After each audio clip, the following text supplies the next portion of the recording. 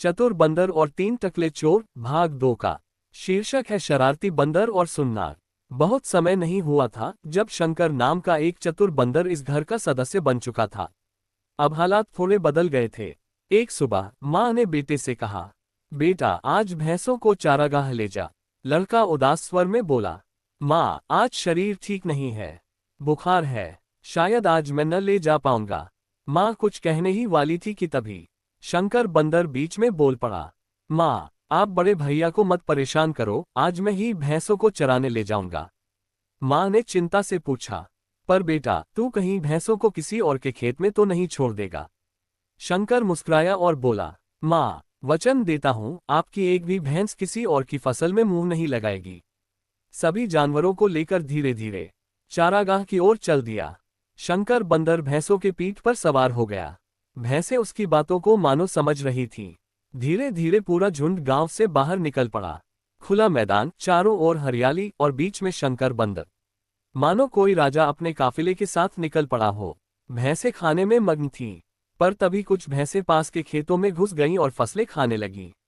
शंकर गुस्से में बोला, ए सुन, चल हट, उधर नहीं, ये किसी और का खेत है। जब भैंसों ने अनसुना किया तो बंदर ने डंडे लेकर डराता धमकाता वो दौड़ता भागता भैंसों को वापस चारागाह में ले आया।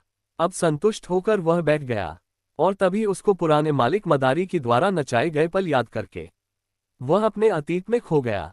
कैसे वह मदारी के कहने पर नाचता था, कैसे लोग हंसते तालियां बजाते। अचानक उसके पैरों ने थिरकना शुरू किया। शंकर नाचने लगा उसी पुराने अंदाज में, कभी इधर कभी उधर, कभी झूमकर कभी उछलकर नाचने में मगन, कभी वहां पर। गांव वाले इकट्ठा हो गए, हंसी के ठहाके लगने लगे।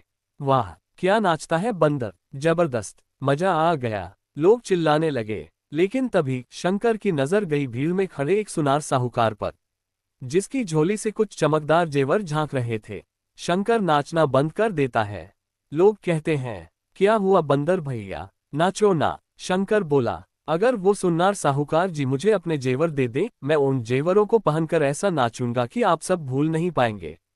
साहूकार की चिंता और गांव वालों का समर्थन देख सुनार ने डरते हुए कहता है, अरे अगर ये बंदर मेरे जेवर लेकर भाग गया तो मेरा क्या होगा? शंकर मुस्कुराकर बोला, इतने सारे लोग खड़े हैं, मैं कहाँ भाग सकता हूँ।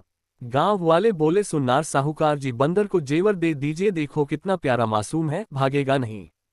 सुनार ने जेवर शंकर को देने से डर रहा था। तभी कुछ जवान लोग बोले, बाबा दे दो ना, हम हैं ना आपके साथ जेवर, देखो भागेगा नहीं, हम सब घेरे हैं इसे।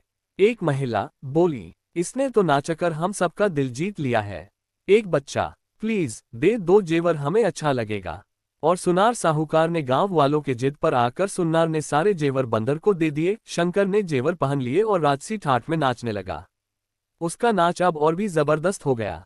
हर कोई हंस रहा था, तालियां बज रही थीं। बंदर तरह तरह के नाच दिखाता और एक्टिंग करता। लोग हंस हंसकर जमीन के बल लेट गए। तभी अचानक शंकर ने एक ऊंची छलांग मारी, जेवरों के साथ भीड़ के ऊपर से कूद गया और तेजी से भाग निकला। सभी गांव वाले और सुनार साहूकार, महिलाएं, बच्चे, आदमी सब उसके पीछे दौड़ पड़े। वो दौड़ता दौड़ता एक पेड़ पर चढ़ गया और ऊपर बैठकर सबकी ओर देख मुस्कुराता रहा। अब गांव वालों ने उसे पकड़ने के लिए चारों तरफ से जाल से घेर लिया। तो क्या गांव वालों के जाल में फंस जाएगा बंदर, या फिर करेगा कोई नई शरारत और सबको चकमा देकर फिर भाग निकलेगा? आखिर क्या होगा इस कहानी का अगला मोड़, जानिए तीसरे भाग में, जहां चालाकी, हंसी और एक नई साजिश आपका इंतजार कर रही है।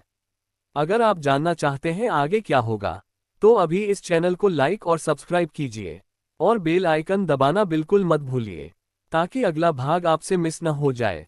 धन्यवाद।